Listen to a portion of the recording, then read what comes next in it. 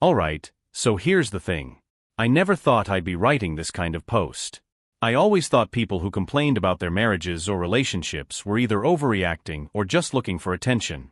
But now, well, I've been living a nightmare, and I really don't know what to do. I'm Daniel. I'm 37, married to Sophie for 7 years. Things weren't perfect, but who has a perfect marriage, right? There were some ups and downs, sure. A few fights here and there, some tension over money or work stuff, but nothing that ever made me think we were in any real trouble. We've got a solid foundation, or at least that's what I thought. But lately, everything's felt off. It started out small, just little things that didn't quite add up. Sophie started coming home later than usual. And I'm not talking about the occasional late night at work or dinner with friends. It became a pattern. She'd tell me she was meeting some friends for drinks or had a last-minute work thing, but the excuses didn't really match up. The more I thought about it, the more I started feeling, I don't know, uncomfortable? Like she was pulling away from me, and I couldn't put my finger on why. She was also acting weird with her phone. I'm not one of those guys who checks their partner's phone. At least, I wasn't before all this. But there was something about her being so protective of it, always keeping it face down on the counter, never letting me see the screen, like I might catch a glimpse of something I wasn't supposed to. She'd snap at me if I even asked what she was doing. That's not Sophie. She's usually pretty open about stuff, or at least she used to be. And then the girls' trips started happening. Now, Sophie has always had a close group of friends, but suddenly she was going away with them almost every other weekend. Out of nowhere. First it was a weekend in the mountains, then a trip to the coast. I remember asking her if everything was okay because I didn't get why she was always leaving, and she just shrugged it off, saying it was her time and that I shouldn't worry. I tried to tell myself I was just being paranoid. Maybe she was stressed out at work or just needed some space. Hell, maybe I was being selfish. But the more I thought about it, the more something felt wrong. It was like there was this invisible wall between us, and I was on the outside looking in. I should have trusted my gut from the beginning. So, after a few weeks of this strange behavior, I started to feel like I was losing my mind. I kept telling myself I was overthinking things, that Sophie was just going through some weird phase, and maybe I was just being insecure. But every time she came home late or acted distant, that nagging feeling in the back of my head got worse. I remember one evening, I was sitting on the couch watching TV when she came home from one of these girls' trips. She had this weird look on her face, like she was guilty about something, but when I asked how it went, she just smiled and said it was fine. Too fine. Like, a little too rehearsed. Normally she'd tell me about the details, the fun stuff, but this time? Nothing. Just fine. It's hard to describe, but I noticed this shift in her tone. She wasn't the same Sophie anymore. She didn't look at me the same way. She'd kiss me on the cheek when she came in, but it felt forced. Like she was just going through the motions. I could feel my frustration building, but I didn't want to be that guy, the one who blows up over nothing, you know? So I started to pull back a little, give her space. Maybe I was being clingy. But at the same time, I kept wondering if she was pulling away from me on purpose. Then one night, it hit me. I was sitting in bed, trying to sleep, and I heard her phone go off in the other room. I didn't mean to snoop, I swear. But something about the way she jumped up to grab it, like she didn't want me to see, set off a red flag. It wasn't like her. Sophie has always been pretty relaxed about her phone. Hell, we've never had any trust issues before. But now? She was being weird about it. I waited until I was sure she was asleep, then I snuck out of bed and grabbed her phone. Don't judge me, okay? I'm not proud of it, but at that point, I was desperate to understand what was going on. I didn't expect to find much, but I was wrong. I saw a bunch of messages from a guy named Ethan. It wasn't the first time I'd noticed his name, but I just brushed it off before. Nothing crazy, just friendly texts, right? But now? I saw a few things that made my stomach turn.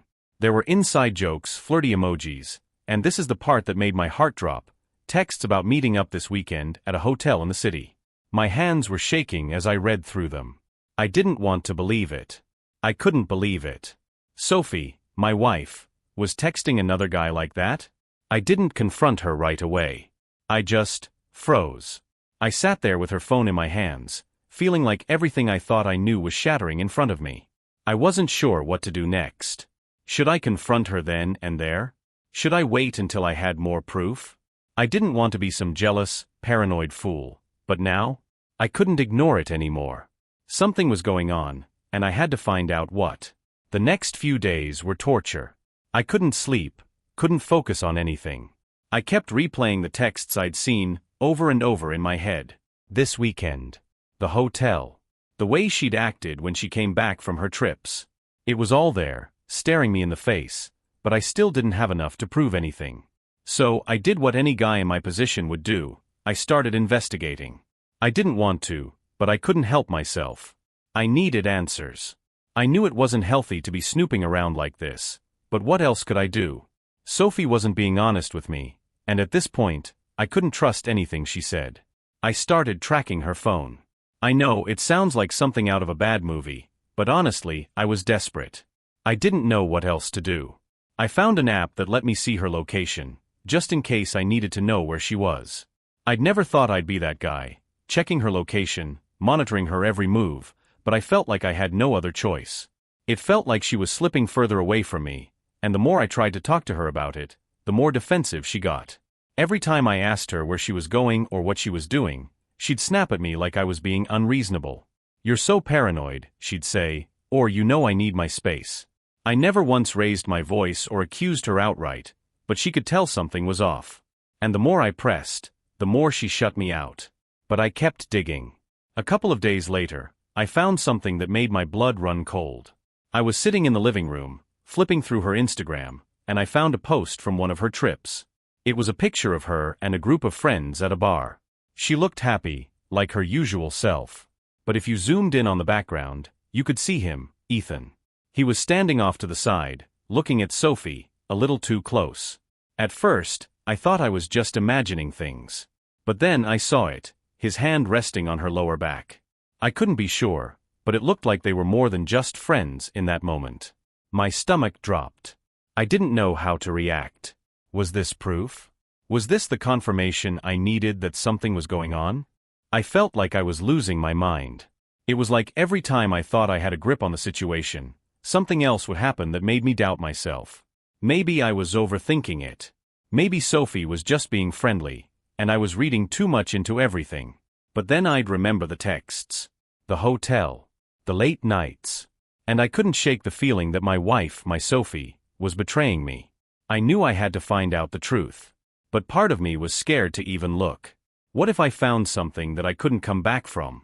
So I did what any confused hurt guy would do. I kept waiting. Trying to act normal. Trying not to let on that I was falling apart inside. But I could feel the walls closing in. And I was starting to realize that nothing was ever going to be the same again. I didn't have to wait much longer for the truth to hit me like a ton of bricks. One afternoon, I decided to follow Sophie. I know, it's crazy, and it's not something I'm proud of. But by this point, I was drowning in doubt, and I couldn't keep waiting around wondering what she was up to. I told myself it was for closure, that I just needed to know if my suspicions were right. I needed to see with my own eyes what was really going on. So I followed her after she left the house, telling me she was meeting a friend for lunch. That had become her go-to excuse. She always had some vague plan with someone, but it never seemed to match up with what she'd actually do. So this time, I wasn't going to just sit back and wonder. I drove a few blocks behind her, staying a couple cars behind, trying not to be obvious. She pulled into a parking garage downtown, and my heart started beating a little faster. I parked a few spots away, took a deep breath, and tried to calm my nerves. I wasn't sure what I was hoping for, some kind of undeniable proof, I guess. I told myself that if I saw her meet up with Ethan or go into some hotel, I'd confront her right then and there. But Sophie didn't meet Ethan. Instead, she went into a coffee shop. I watched her walk in, casually as ever, like she didn't have a care in the world. I sat there for a few minutes, heart racing, just waiting for something to happen. Maybe Ethan was waiting for her inside, or maybe she was meeting someone else. But nothing. She was just having coffee. Alone. I sat there for almost an hour, watching from my car. Every time someone walked out, I'd look to see if it was her, but it wasn't. Eventually, she came out, checked her phone for a second, then got into her car and drove off like nothing happened. I felt like an idiot. I felt stupid. But more than anything, I felt relieved. Relieved because for a brief moment, I convinced myself that maybe I was wrong. Maybe I'd been paranoid for nothing. Maybe Sophie was just tired of being home and needed some space, and all my suspicions were misplaced. I followed her back home, trying to calm my mind, telling myself that everything was fine. She wasn't meeting another man. She wasn't cheating on me. It was all in my head. But as soon as I got home, the doubts came rushing back. Because when Sophie walked in, she was different. She was distant. She didn't greet me the way she usually did, not even a smile. She just dropped her bag by the door, muttered a quick hey, and went straight to the kitchen. The gap between us was getting wider, and I felt it. It wasn't even about the texts anymore, or the weird trips. It was the way she was acting, the way we weren't even talking to each other like we used to. Sophie wasn't here anymore. And I didn't know how much longer I could keep pretending everything was okay. I didn't confront her right away. I didn't say anything about following her or what I thought I saw. I just let the silence sit between us. Maybe I was waiting for her to break, or maybe I was waiting for me to break. But deep down, I knew this was it. There was no going back. The trust was gone. And no matter how many times I tried to convince myself it was all in my head, part of me knew I had just seen the truth. The next few days felt like I was living in some kind of weird limbo. I was constantly walking around my own house, trying to keep my cool, acting like everything was fine on the outside, but inside, I was unraveling. Sophie was still acting cold, but I wasn't sure if that was because she knew something was off, or if I was just projecting all my suspicions onto her. I kept thinking maybe I should just let it go, maybe I was being too paranoid, but I couldn't shake the feeling that there was more going on. The one thing that was becoming more obvious was that Sophie wasn't even pretending anymore. The mask she'd been wearing, the one where she acted like everything was normal between us, was slipping. And every time it slipped, it made my stomach twist. She came home late again on Thursday, and I knew exactly what was happening. She didn't even bother with the usual excuses. No girls' night or work meeting. She just walked in, dropped her purse on the kitchen table, and didn't look at me. I tried to talk to her, ask how her day went, just make some small conversation, but she barely even responded. It was like she wasn't even listening to me. I felt like I was talking to a stranger. I took a deep breath, trying to push back the anger I was starting to feel. I wasn't sure how much longer I could hold it in, but I needed to know for sure, really know what was happening. That night, I didn't just want to be a passive observer anymore. I wasn't going to just sit back and wait for her to come clean. If I wanted answers, I had to get them myself. So, I did the one thing I didn't want to do. I confronted her. We were sitting on the couch watching TV, and it was like I could feel the tension between us getting thicker. I'd been holding everything in for weeks, but I couldn't ignore it any longer. I had to say something. "Are you seeing someone else?" I blurted out. The words came out in a rush, and the second I said it, I could feel my chest tighten. I didn't know if I was ready to hear her answer, but I needed to ask. She froze for a second, like I'd slapped her. Then she gave this nervous laugh, like it was some kind of joke, and said, "What? No. What are you talking about?" But I wasn't buying it. Not anymore. I'd seen the way she acted, the way she treated me like I was some kind of nuisance. The way she was so careful with her phone and her time. I wasn't going to let her play me like I was stupid. "You've been acting weird," I said, my voice trembling a little. "And I know about the texts. I know about Ethan. I know you've been meeting him, Sophie." Her face went white, then flushed red with anger. She shot up from the couch like I'd accused her of murder. "Are you spying on me? Are you seriously spying on me, Daniel?" she shouted. The way she said it was like she was the victim here, not me. Like I was the one who had crossed the line. I didn't say anything right away. I couldn't believe how defensive she was getting over something I'd already caught her in. It made my blood boil. "Don't play games with me, Sophie," I finally said, my voice low and steady. "I know what's going on. I've seen the messages. The photos. I'm not stupid. So just be honest with me. Are you sleeping with him?" For a second, I thought she was going to tell me the truth. But instead she stood there, her jaw clenched, her eyes blazing with fury. "How dare you," she spat. "How dare you accuse me of something like that without even asking me about it?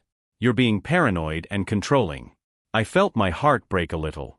She was lying through her teeth, but she had this way of twisting things around to make me feel like I was the problem.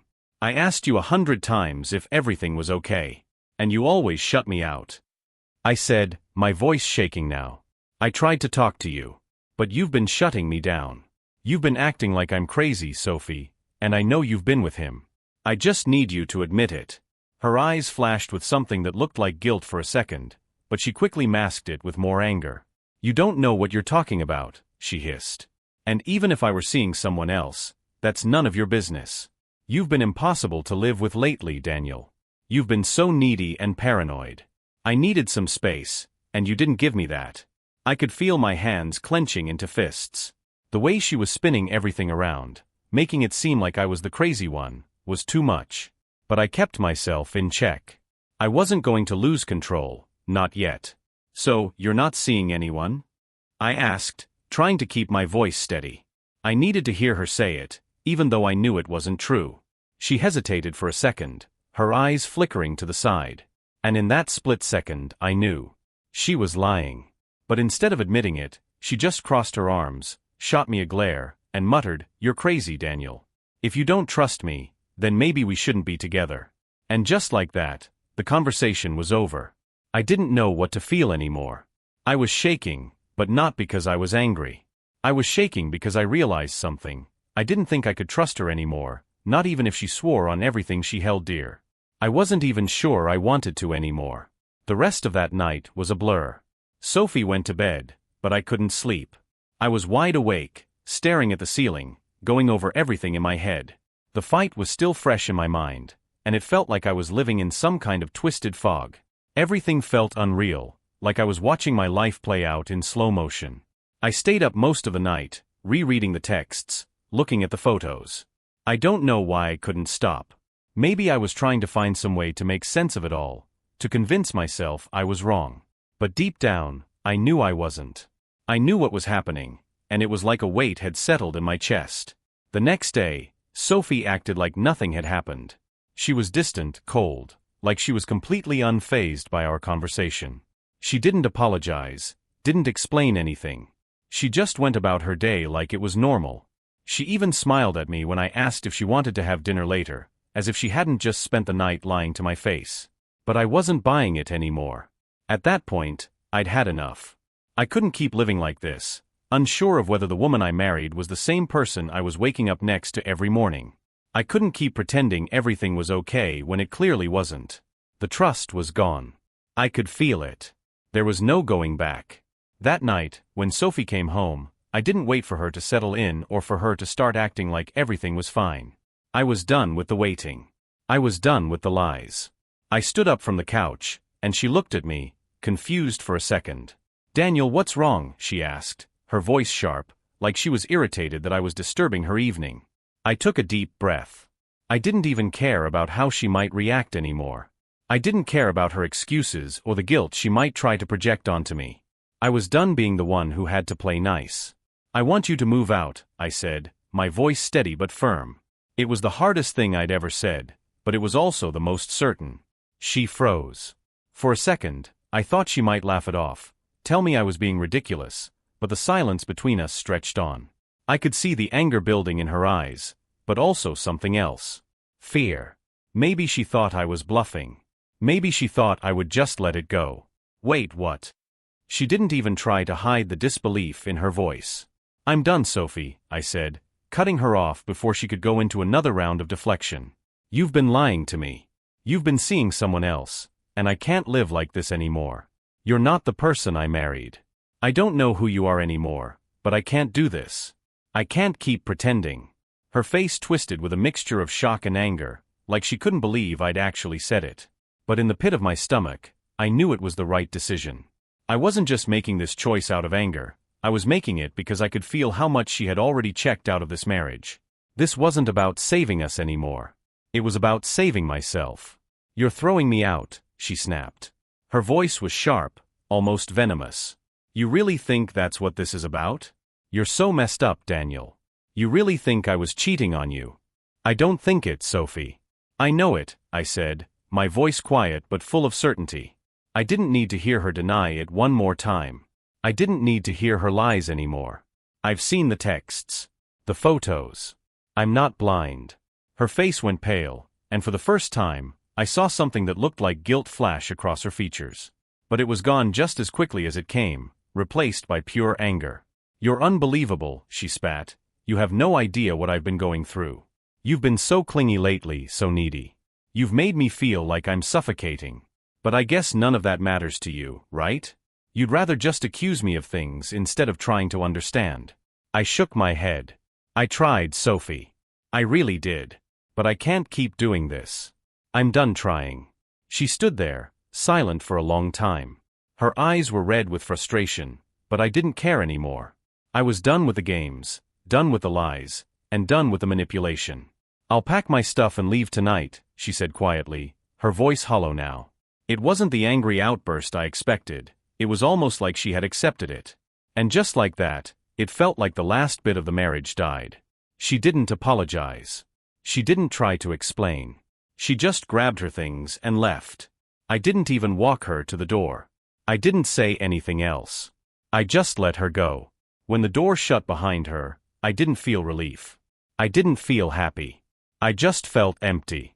I had lost something, someone, that I thought I'd never lose. But at the same time, it felt like the weight on my chest had lightened, even if only for a moment. I didn't know where we'd go from here. I didn't know what my next step was. But I was sure of one thing, I wasn't going to keep living a lie.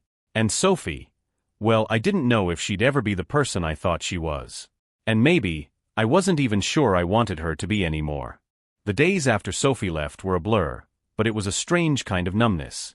The house felt quieter, emptier, but at the same time, I couldn't bring myself to feel anything except relief? It was hard to explain. I didn't feel the usual sense of sadness or loss that people talk about when a relationship ends. It wasn't like I'd gotten over the pain instantly, it was more like I had finally gotten a breath of fresh air after being suffocated for too long. But there were moments, of course, when I'd wake up in the middle of the night, and her side of the bed would be cold. Or when I'd come home from work, and the house would be just a little too quiet. Those moments hurt. But they also reminded me that I'd made the right decision. I couldn't keep living in the shadows of doubt, wondering if the woman I loved was lying to my face every day. I tried to keep myself busy. I spent hours at work, and when I wasn't there, I was doing things I hadn't done in years, things I used to enjoy but gave up in the chaos of married life. I went for long runs again. I picked up a few old hobbies, reading, playing guitar, things I'd pushed to the side to focus on us. It felt nice. Strange, almost, to do things that made me feel like me again. But even with all that, there was still this gnawing ache, like a hole in my chest I couldn't fill. I didn't hear from Sophie for a while. I wasn't sure if that was a good thing or a bad thing. Part of me wanted her to reach out, wanted some kind of explanation, some closure. But every time I thought about picking up the phone, something held me back. Eventually, I couldn't ignore it anymore. I needed answers, even if I didn't want to hear them. One evening, about a week after she left, I found myself sitting at the kitchen table, staring at my phone. I'd been avoiding calling her for days, but something inside me snapped. Maybe it was the isolation. Maybe it was the unanswered questions. I don't know. But I dialed her number. It rang once, then twice. I almost hung up right there. But then she picked up. "Hello." Her voice was different. Softer. But it didn't have the same warmth it used to. It was colder now, almost distant. "Sophie," I said, my voice rough. I wasn't sure how to start. I wasn't sure what I even wanted from this conversation. There was a long pause on the other end. I could hear her breathing. "I didn't think you'd call," she said, almost too quietly. "I needed to talk," I said. My voice cracked a little, but I pushed through it. "I don't know. I just need to know the truth. Everything. About you and Ethan. About what's been going on." I could feel her hesitation through the phone. Another long pause. Finally, she spoke. "Daniel, I don't know what you want me to say," she said. "You already know. It's not like I can take it back." That hurt more than I expected. It wasn't the defensive anger I'd gotten used to when we fought, it was just resignation. And a little bit of guilt, maybe. But it didn't feel like an apology. Not really. "I want the truth," I said, more firmly this time. "I want to know what happened. Why this happened." Sophie took a deep breath, and I could hear her shifting on the other end. It was like she was deciding whether or not to open up. It started a while ago, she finally admitted. Ethan, he's someone I met through work. And I guess things just spiraled. I didn't want to hurt you, Daniel. I never meant for any of this to happen. But I felt like we were so distant for so long, and I didn't know how to fix it. I didn't know how to talk to you anymore. Her words hit me hard. She was admitting it finally, but it felt too little, too late. Part of me wanted to scream, to yell at her for betraying me, for choosing someone else over us. But the anger was fading, replaced by something even worse, emptiness. You should have talked to me, Sophie, I said quietly. Instead of running away, instead of turning to him, you should have talked to me. I know, she whispered. I'm sorry. I didn't know what to say to that. The words felt like they were slipping through my fingers. She was sorry, but she wasn't coming back. I could hear it in her voice. She wasn't even trying to fix things anymore. And I couldn't make her feel the same way I did. There was a long silence between us, neither of us knowing what to say next. Finally, I spoke. I think it's over, Sophie, I said. It wasn't a question. It was a statement. I'd made my peace with it. I know, she replied, her voice barely above a whisper. I didn't know how to let you go. I didn't know how to tell you what I'd done. You didn't, I said, feeling the last of my hope slip away. You didn't let me go. You just left. There was no response to that. After a few more moments of awkward silence, I said, I think it's best if we don't talk anymore. I need to move on, Sophie. I could hear her sigh on the other end. I understand. I really do. I'm sorry, Daniel. I never wanted to hurt you. But by then, it didn't matter anymore. The apology didn't fix anything. It was too late for that. I need to go, I said, my voice thick with emotion. Goodbye, Sophie. And that was it. We hung up. I stared at the phone for a few seconds, the finality of it all sinking in. I felt a strange calm after the conversation, like a chapter was closing in my life, but I wasn't sure what the next chapter would look like. I didn't know if I was ready for it, or if I even cared. But for the first time in a long time, I felt like I could breathe again. And maybe that was the only closure I was ever going to get. The next few weeks were a blur, a mix of numbness and small moments of clarity. I don't think I ever truly moved on from what happened with Sophie. How do you just move on after someone you trusted completely tears that trust apart? But I knew I had to. I couldn't keep holding on to the past, even if it hurt like hell. I kept myself busy. Work was a distraction, but it wasn't enough. The house was still empty. I couldn't get used to that.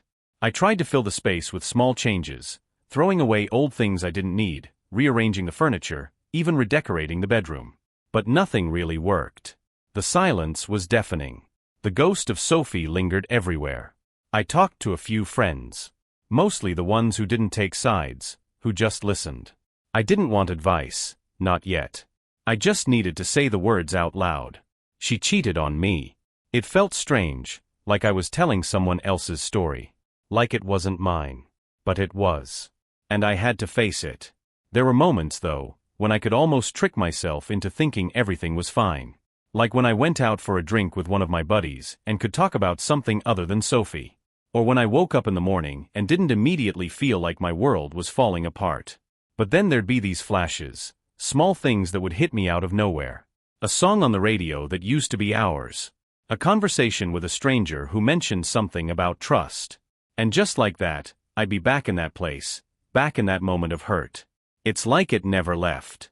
Sophie didn't reach out much after our last conversation. I didn't want her to. I think deep down, I knew it was better this way. We both needed to go our separate ways. But then there was this part of me that wished she'd come back, that she'd say she made a mistake, that she still wanted us, even though I knew better.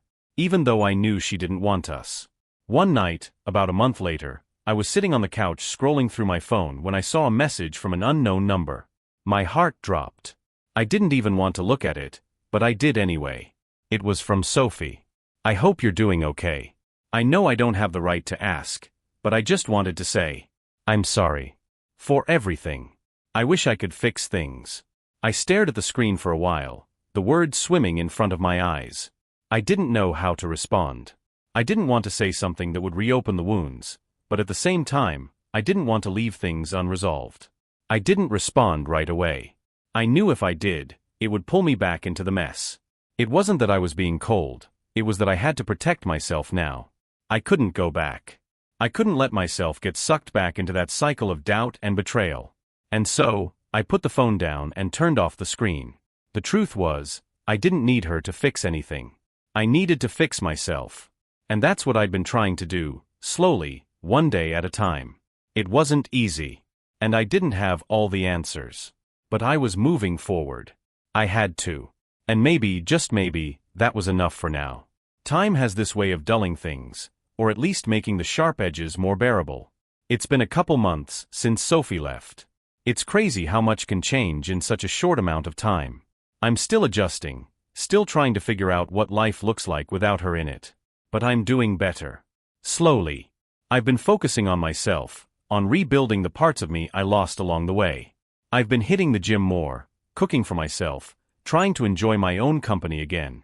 I've started going out more, nothing crazy, just meeting up with friends, catching a few shows, getting back into the things I used to do before Sophie and I got wrapped up in our own world. It's not that I'm over it, because I don't think I'll ever just get over this. It's more like I'm learning how to live with it. I'm learning how to be me again without her defining who I am. I haven't heard from Sophie since that message she sent. I still haven't responded to it. It feels like the right decision. I don't want to keep reopening old wounds, and I'm not sure what good could come from talking to her now. I've accepted that our chapter is done, even if I didn't get to finish it the way I wanted to. And I'm okay with that. There are still days when I'll catch myself wondering what went wrong, or what it might have been like if she had chosen me over him. But those days are getting fewer. I've stopped looking for answers that might never come. The truth is, I'll never understand why she did what she did. And that's not something I can change. For now, I'm just taking things one step at a time. Moving forward. Maybe one day I'll be ready for something new, maybe not. But I'm starting to see that I can stand on my own. That's something I never thought I'd say. But here I am. And for the first time in a long time, I think I'm okay. A couple months passed, and I honestly started feeling like I might be okay. It wasn't perfect, but I was getting used to the new routine, being by myself, handling my own mess, even finding some peace in the quiet. I was learning how to exist in my own skin again. No one was around to define me, not Sophie, not anyone. It was just me. And for once, I felt like I had the freedom to breathe. Then, out of nowhere, something happened that threw me off course. I was out at a bar with a few friends, just catching up and enjoying the night. It was one of those moments where everything felt normal again. I hadn't felt this way in a long time, like I could just laugh, not think about the past, and let loose. Then, about an hour into the night, I saw her. Sophie. She walked in with some guy, laughing and looking like she didn't have a care in the world. At first, I thought I was seeing things. My heart dropped, and for a split second I froze, unsure of what to do. I wanted to look away, pretend I hadn't seen her, but I couldn't. She spotted me almost immediately.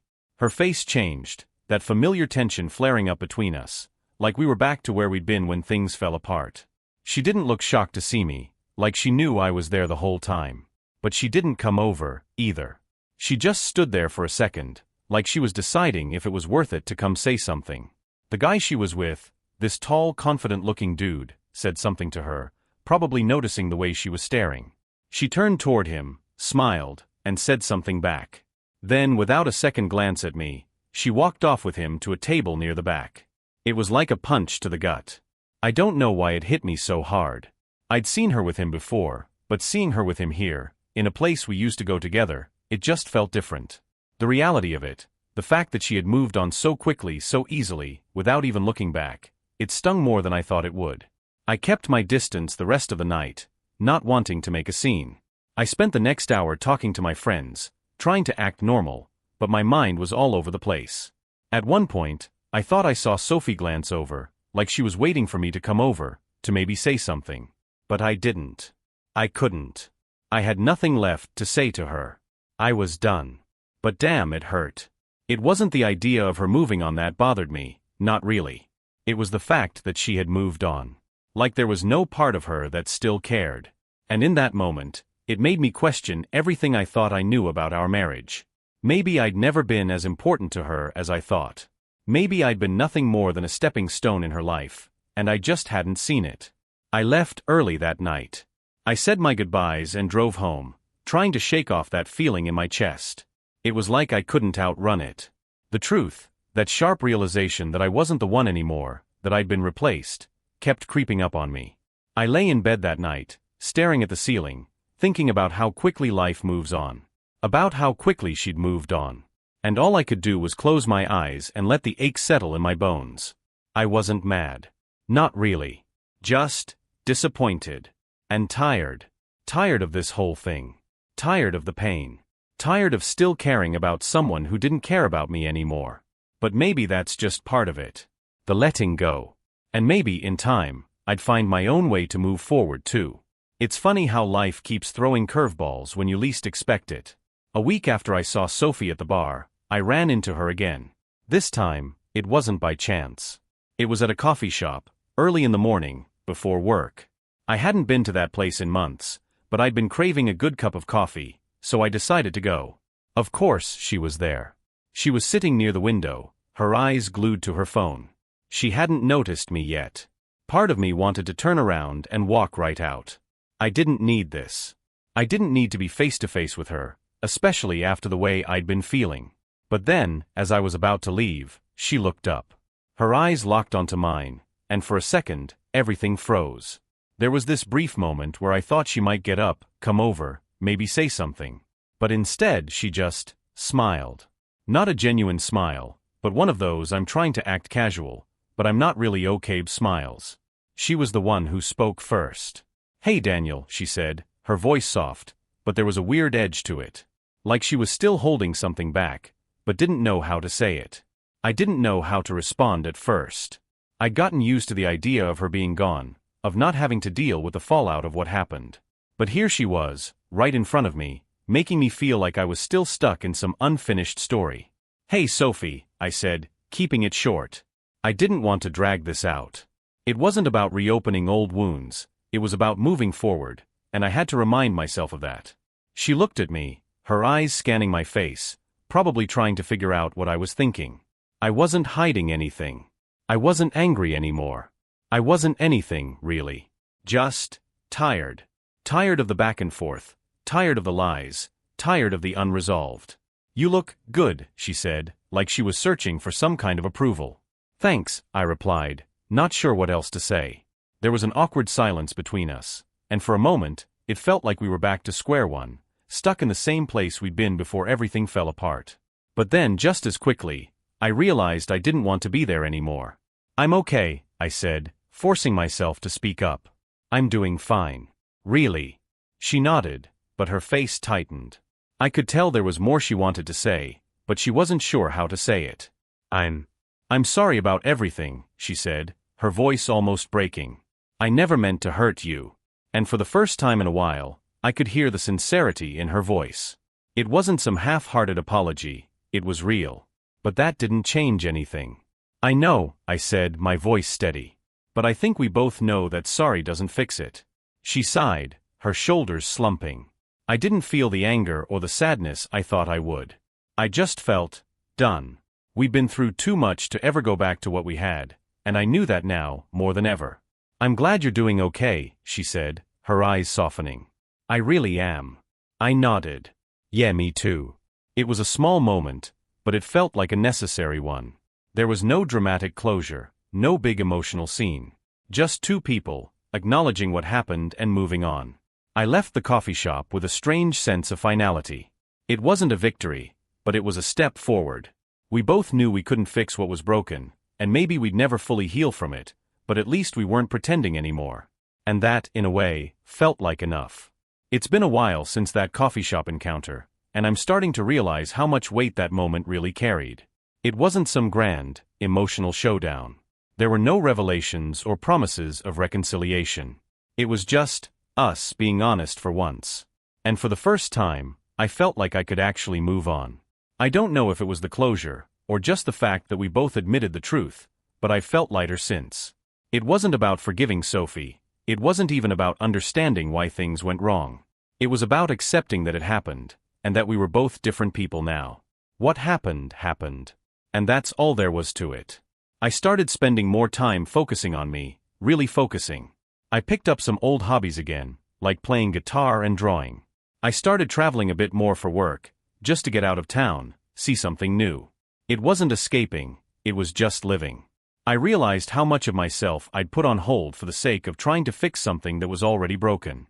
Now, I was just living. A few weeks ago, I went out with a couple friends to a concert, something I hadn't done in ages.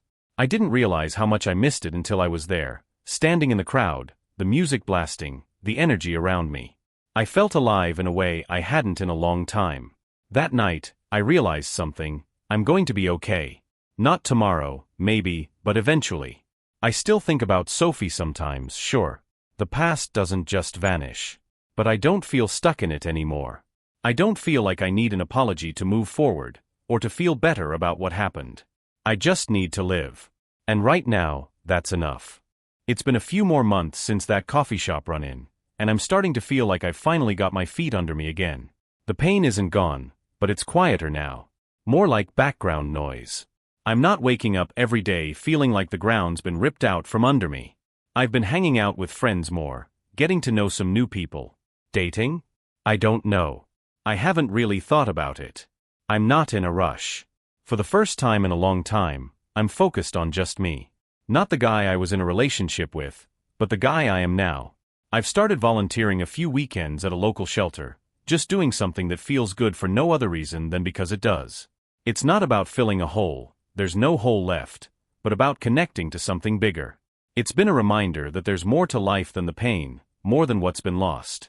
I still get random moments where Sophie crosses my mind, but they're different now. I don't resent her anymore. I don't miss her the way I thought I would. I'm not stuck in the past. I'm just moving forward. And that's really all I can ask for right now. Just moving forward. I've been doing well. Better than I expected, actually. Things feel more settled now, and I've realized something important. I don't need closure from Sophie to feel whole. I thought I would, but I've come to understand that healing doesn't need someone else's apology or explanation. It just needs time and a little space to breathe. I've been keeping busy, work's been good, I've been seeing more of my friends, and yeah, maybe there's a small part of me still wondering if I'll ever find someone who makes me feel like I'm seen again, but I'm not in any rush. I don't think about Sophie much anymore. Not like I did. Sometimes I catch myself thinking about the past, wondering how things could have been different, but then I remind myself that this is where I am now. And that's enough. I'm not angry. I'm not sad. I'm just at peace. And for the first time in a long time, that feels like enough. It's been a little while now, and I've realized something: I'm finally okay. Not perfect, but okay. I'm not holding on to what was. I'm not wishing things turned out differently. I'm just living. I've started focusing more on the things that make me happy. I've taken on new projects, gone on a few trips by myself, spent time with people who actually care about me. I'm not waiting for anything. Not for an apology, not for some big life change, just living day by day. I'm not sure what comes next. Maybe I'll meet someone, maybe I won't. Maybe I'll be alone for a while longer. But whatever happens, I know I'm good. I've built a life that works for me, and that's something I never thought I could say. So yeah, I'm moving forward. For real this time. And I'm okay with that.